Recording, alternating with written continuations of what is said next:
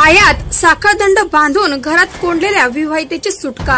आंतरधर्मीय विवाहाला विरोध, न्यायालयाच्या आदेशानंतर कारवाई।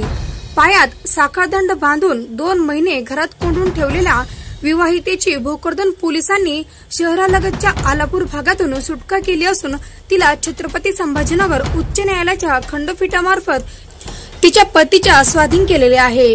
भोकरदन शहरालगत असलेल्या आलापूर येथील खलीद शाह सिकंदर शाह यांची मुलगी शहनाज उर्फ सोनल हिने त्यांचे कुटुंबीय छत्रपती संभाजीनगर येथील मिसळवाडीमध्ये राहत असताना तेथील सागर संजय ढगे या मुलासोबत आंतरधर्मीय विवाह केला। यानंतर शाह कुटुंबीय आलापूर येथे आपल्या मूळ गावी परत आले।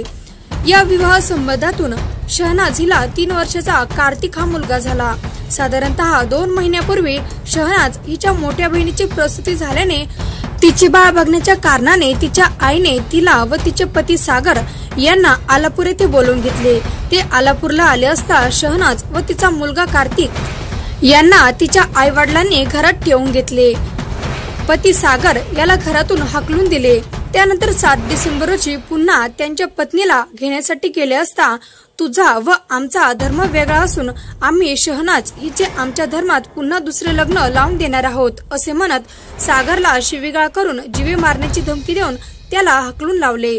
मात्र यानंतर 24 डिसेंबर रोजी शहनाजच्या बहिणीने सागर यास फोन करून सांगितले की शहनाज व तिच्या मुलाला तिच्या आई व वडिलांनी जबरदस्तीने घरात डांबून ठेवले असून त्यांच्या जीवाला धोका आहे। त्यामुळे सागऱ्याने अखेर उच्च न्यायालयाच्या छत्रपती संभाजीनगर खंडपीठात धाव घेऊन त्यांच्या पत्नीची व मुलाची सुटका करून घेण्याची विनंती केली। त्यामुळे उच्च न्यायालयाने भोकरदन पोलिसांना आदेश दिले की शहनाज व तिचा मुलगा कार्तिक याची सुटका करावी। त्यानुसार पोलीस निरीक्षक किरण बिडवे यांनी उपनिरीक्षक बीटी सहाने व महिला कर्मचारी सीमा देठे यांच्यावर ही जबाबदारी सोपवली। ते आलापूर येथील खालीद शाह यांच्या घरी गेले। मात्र त्यांना शहनाज हिच्या आईने कोणताही थारा लागू दिला नाही। मात्र यानंतर त्यांनी गोपनीय माहिती मिळून थेट घरामध्ये घुसून शहनाज व कार्तिक यांना ताब्यात घेतले। यावेळी शहनाजच्या आईने भरपूर विरोध केला, पोलिसांवर चालही केली। मात्र महिला कर्मचारी सीमा देठे व उपनिरीक्षक बीटी सहाने यांनी कुटुंबियाच्या कठोर विरोधाला न जुमानता शहनाज व कार्तिक यांना भोकरदन पोलीस ठाण्यात आणले। यावेळी शहनाज हिचे दोन्ही पाय मोठ्या साखळदंडाने बांधून त्यांना कुलूप लावण्याचे आढळून आले। पोलीस ठाण्यात आल्यावर पोलिसांनी या कुलपाचा बनावट किल्ला तयार करून ही कुलपी उघडली व शहनाजला मुक्त केले।